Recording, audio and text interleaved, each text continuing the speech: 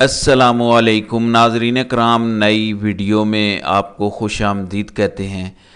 بند کمروں میں کافی بے چینی پائی جاتی ہے۔ اس کی وجہ یہ ہے کہ عمران خان اور تحریک انصاف کو کرش کرتے کرتے ڈیمولش کرنے کا خواب لیے سب کے ساتھ ہاتھ ہوا ہے، اور ایسا ہاتھ ہوا ہے کہ اب سوچ رہے ہیں کہ کاش یہ نہ ہوا ہوتا۔ اب کیسے معاملات کو سنبھالا جائے، کیسے سچویشن کو کنٹرول کیا جائے، سمجھ نہیں آ رہی۔ اس اونٹ کی کوئی بھی کل سیدھی نہیں ہے، اور یہ اونٹ کسی بھی کروٹ بیٹھنے کو تیار نہیں ہے۔ بہرحال خبریں کچھ اہم نوعیت کی ہیں، ایسے عجوبے دیکھنے کو مل رہے ہیں جس کا پہلے کبھی سوچا نہیں تھا، لیکن عجوبے ہو رہے ہیں، اور وہ اس لیے ہو رہے ہیں کہ سب پولیٹیکل پلیئرز، پولیٹیکل پنڈت سب کے سب کے اندازے غلط ثابت ہوئے، اور ہماری طاقتور ملٹری اسٹیبلشمنٹ، ملٹری لیڈرشپ کے اندازے بھی غلط ثابت ہوئے۔ ان کو بھی اندازہ نہیں تھا کہ معاملات اتنے خراب ہیں، اور پاکستان کے عوام اتنے باشعور ہو چکے ہیں کہ وہ ہر طرح کے خوف سے آزاد ہو جائیں گے۔ اب جو سب سے بڑا دھڑکا لگا ہوا ہے، سب سے بڑا جو خطرہ محسوس کیا جا رہا ہے، وہ عدلیہ سے ہے۔ عدلیہ میں اب بہت زیادہ بے چینی پائی جاتی ہے، اور اس بے چینی کی وجہ اب یہ ہے کہ اب عدلیہ اپنی کھوئی ہوئی ساکھ بحال کر رہی ہے۔ انہوں نے بھی دیکھ لیا کہ بہت ہو گیا، کب تک عدلیہ خاموش رہے گی؟ اب قانون اور آئین کے اکارڈنگ ہی آگے بڑھا جائے گا۔ سپریم کورٹ نے ایک فیصلہ دیا اور تاحیات نااہلی ختم کی گئی، اور وہ نواز شریف کو خوش کرنے کے لیے تھی، صرف انہی کے لیے تھی، اور اس میں چیف جسٹس قاضی فائز عیسیٰ نے اپنے ہی فیصلوں کو رونتے ہوئے یہ فیصلہ کیا۔ جو انہوں نے بطور chief justice Balochistan high court فیصلے دیے تھے، انہی فیصلوں کی نفی کرتے ہوئے نواز شریف کی محبت میں انہوں نے ایک فیصلہ فرمایا اور تاحیات نااہلی ختم کی۔ لیکن اس تاحیات نااہلی کا کوئی فائدہ نہیں ہوا۔ اس کی وجہ یہ ہے کہ جو عمران خان نے دیا شعور اور بیداری، اس نے تاحیات نااہلی والے معاملے کو ردی کی ٹوکری میں ڈال دیا، اور اس کا کوئی پرسان حال نہیں، اور میاں صاحب اپنی دونوں سیٹیں ہار گئے، اور مسلم لیگ نواز کو پتہ ہے کہ وہ فارم 47 کے تحت بیٹھے ہیں۔ اب وہاں سے بھی چیخ و پکار بلند ہو رہی ہے، اور آپس میں یہ الجھ پڑے ہیں۔ کوئی شہباز شریف کی آواز بول رہا ہے تو کوئی GHQ کی آواز بول رہا ہے۔ ایک طرف حنیف عباسی ہیں تو دوسری طرف جاوید لطیف ہیں، تیسری طرف خواجہ آصف ہیں، جبکہ کوئی مریم نواز کی آواز بلند کیے ہوئے ان کی ترجمانی کر رہا ہے، کوئی نواز شریف کی ترجمانی کر رہا ہے۔ پھر عرفان صدیقی آ چکے ہیں، وہ سب پہ مرہم رکھنا چاہتے ہیں، اور ان کا خیال ہے کہ سبھی اچھا ہے۔ کوئی نواز شریف کے دل سے پوچھے، اس سے آپ کو اندازہ ہو جائے گا، کیونکہ سب سے بڑا ہینڈ تو انہی کے ساتھ ہوا ہے۔ اب عدلیہ کا بہت ہی امپورٹنٹ رول ہے آنے والے دنوں میں۔ ناظرین کرام، صورتحال یہ ہے کہ تاحیات نااہلی کا کیس کا فیصلہ آیا، قاضی صاحب نے دے دیا، لیکن اب جو اختلافی نوٹ آیا ہے جسٹس یحییٰ آفریدی کا، یہ 19 صفحات پر مشتمل ہے، اس کا کہیں تذکرہ نہیں ہو رہا۔ انہوں نے کہا کہ میری رائے میں سپریم کورٹ کا نااہلی سے متعلق اوریجنل فیصلہ بالکل درست ہے۔ سپریم کورٹ کے فیصلے کو ختم کرنے کی ضرورت نہیں، اور 62(1)(f) کے تحت نااہلیت عدالتی فیصلے کے برقرار رہنے تک برقرار رہے گی۔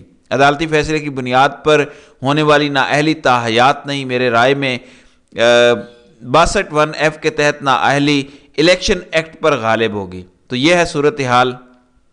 دوسری جانب فلسطین اور غزہ کے عوام کی بالآخر سنی گئی ہے، اور اللہ تعالیٰ نے ان کی مدد کے لیے مدد کی ہے، اور اب ایک قرارداد منظور ہو چکی ہے جنگ بندی کی، فوری جنگ بندی کی قرارداد سلامتی کونسل نے منظور کی ہے، اور 10 رکن ممالک نے وہ پیش کی تھی۔ قرارداد پیش کرنے والوں میں جاپان، الجزائر، جنوبی کوریا، سوئٹزرلینڈ، مالٹا، ایکواڈور، اور یہ قرارداد 14 رکن ممالک نے اس کی حمایت کی۔ امریکہ نے ووٹنگ میں حصہ نہیں لیا، یعنی امریکہ چاہتا تو یہ قرارداد ویٹو کر سکتا تھا، لیکن اس نے بھی ویٹو نہیں کیا۔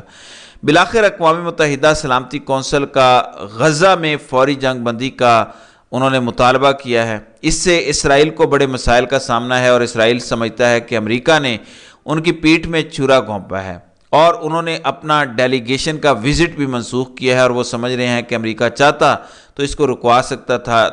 تو اسرائیل تنہا ہو چکا ہے، اب اس کے علاوہ ان کے پاس کوئی آپشن نہیں ہے کہ وہ جنگ بندی کرے۔ لیکن یہ ایک اچھا اقدام ہے، اور ایک بہت بڑا ریلیف ملا ہے، کیونکہ غزہ میں بہت زیادہ ظلم ہوا ہے، خواتین بچے ہزاروں کی تعداد میں شہید ہو چکے ہیں۔ اللہ کرے یہ مسئلہ حل ہو، پوری دنیا میں لاکھوں لوگ نکل رہے ہیں اس ایشو کو لے کے، کیونکہ یہ ایسا انسانیت سوز ایشو ہے۔ لیکن اسلام آباد میں فارم 47 کی پیداوار نے ان لوگوں کو بھی نہیں بخشا۔ غزہ کے حق میں، فلسطین کے حق میں ایک احتجاجی مظاہرہ ہوا، اس پہ سینیٹر مشتاق جو جماعت اسلامی کے ہیں ان پر، ان کی اہلیہ اور بے شمار کارکنان پر مقدمہ درج کیا گیا ہے۔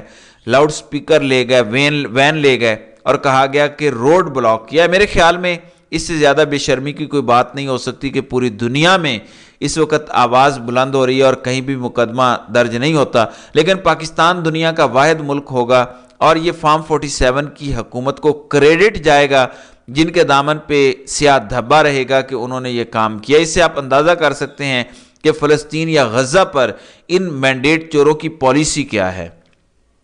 دوسری جانب امریکن پریزیڈنٹ ٹرمپ کو ایک بڑا ریلیف ملا ہے۔ ٹرمپ اور بائیڈن میں مقابلہ ہے، لیکن پریزیڈنٹ ٹرمپ اور بائیڈن میں کوئی کمپیریزن نہیں ہے۔ ٹرمپ بہت آگے ہیں جو اس وقت مقبولیت کا ریٹ آ رہا ہے۔ عدالت نے انہیں ایک اور ریلیف دیا ہے، $464 ملین کا جو ان پہ کیس ہوا وہ کم کر کے انہیں $175 ملین ادا کرنے کا حکم دیا ہے 10 روز میں۔ تو ٹرمپ آہستہ آہستہ آگے بڑھتے جا رہے ہیں اور ٹرمپ کا آنا پی ٹی آئی کے لیے بہت مفید ہے۔ دوسری جانب فواد چودھری کو آج پیش کیا گیا، بہت ہی افسوسناک مناظر تھے۔ انہوں نے صرف ایک نا کی تھی، اس نا کی پاداش میں وہ ابھی تک جیل میں ہیں۔ اگر وہ آئی پی پی میں چلے جاتے علیم خان اور جہانگیر خان والی جماعت میں تو اس وقت انہوں نے ایم این اے ہونا تھا، لیکن وہ نہیں گئے اور آخری وقت میں انہوں نے اپنا فیصلہ تبدیل کیا، انہوں نے سیاست سے کنارہ کشی کی، لیکن آئی پی پی میں جانے سے معذرت کی۔ پھر انہوں نے ایک اور کام بھی انہیں کہا گیا تھا کہ انہوں نے عمران خان کے خلاف، وہ بھی نہیں کیا۔ وہ پوری سٹوری ہے جس پہ میں کبھی بات کروں گا۔ دوسری جانب تحریک انصاف کے اسلام آباد میں جلسے کی درخواست دوبارہ اسلام آباد ہائی کورٹ پہنچ گئی، اور چونکہ اسلام آباد ہائی کورٹ نے 2 دن میں فیصلہ کرنے کا کہا تھا ضلعی انتظامیہ کو، اور ضلعی انتظامیہ نے انکار کیا، 30 تاریخ کو جلسہ کرنا تھا اور ابھی تک ان کو اجازت نہیں ملی، تو چیف جسٹس عامر فاروق نے یہ مقدمہ سنا۔ شیر افضل مروت عدالت میں پیش ہوئے، سیکیورٹی خطرات کی وجہ سے کہا گیا کہ اجازت نہیں دے رہے، لیکن اتنا بڑا ایونٹ ہوا ہے 23 مارچ کا، تو پھر کون سے سیکیورٹی خطرات ہیں؟ تو سماعت کل تک ملتوی کی گئی ہے اور جواب طلب کیا گیا ہے، نوٹسز ایشو کیے گئے ہیں ضلعی انتظامیہ کو۔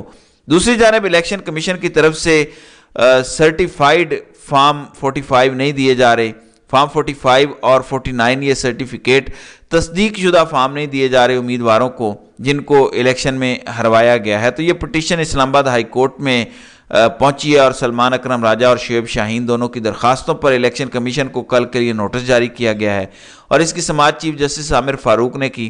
اب یہ تصدیق شدہ ریکارڈ مانگا جا رہا ہے جو الیکشن ہوا ہے۔ الیکشن کمیشن کے پاس کیونکہ تصدیق شدہ ریکارڈ نہیں ہے، صرف دھاندلی زدہ ریکارڈ موجود ہے، کیونکہ فارم 47 اگر اوریجنل دیتے ہیں تو مارے جاتے ہیں، اس میں پی ٹی آئی جیتی ہوئی ہے، اور اگر فورجری والا دیتے ہیں تو بھی مارے جاتے ہیں، کیونکہ تحریک انصاف اور دیگر امیدواروں کے پاس اصل فارم 45 موجود ہیں۔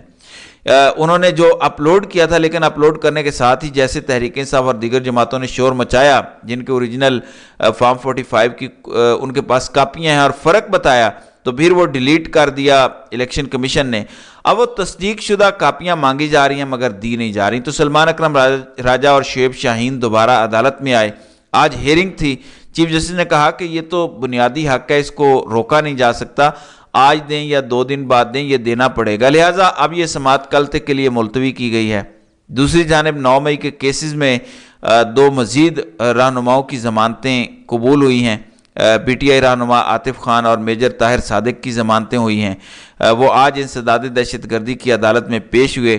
جج راجہ جواد عباس تھے تو ان کی ضمانتیں منظور کر لیں۔ اس وقت جج ابوالحسنات ذوالقرنین چھٹیوں پر ہیں، لہٰذا ان کی ضمانتیں ایکسٹینڈ کی گئیں، 2 ماہ کی رخصت پر وہ ہیں، تو 18 اپریل تک ان کی ضمانتوں میں توسیع کی گئی ہے۔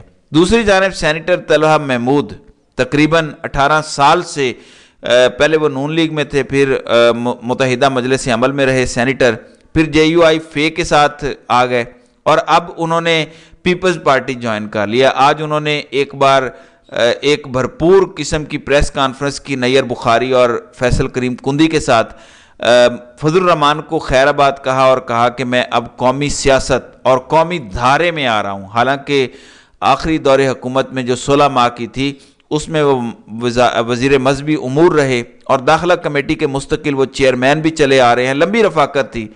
اب یہ ایک عجوبے سے کم نہیں ہے، ایک طویل عرصہ فضل الرحمان کے ساتھ کام کیا اور پھر اچانک پیپلز پارٹی میں آ گئے، تو دیکھتے ہیں کہ ان کا آگے کا سفر کیسا ہوتا ہے۔ سینٹ کے یہ امیدوار ہیں، جبکہ کے پی کے میں پیپلز پارٹی کی سینٹ کی کوئی سیٹ نہیں بنتی، تو اب دیکھنا یہ ہے کہ ان کی سیٹ بنانے کے لیے سندھ ہاؤس میں منڈی لگتی ہے یا پھر گیٹ نمبر 4 کے سامنے منڈی لگتی ہے، تو دیکھتے ہیں کیا ہوتا ہے۔ تو ناظرین کرام، آپ کی اس ویڈیو کے حوالے سے کیا رائے ہے؟ آپ اپنی رائے کا اظہار کامنٹ سیکشن میں ضرور کیجیے گا۔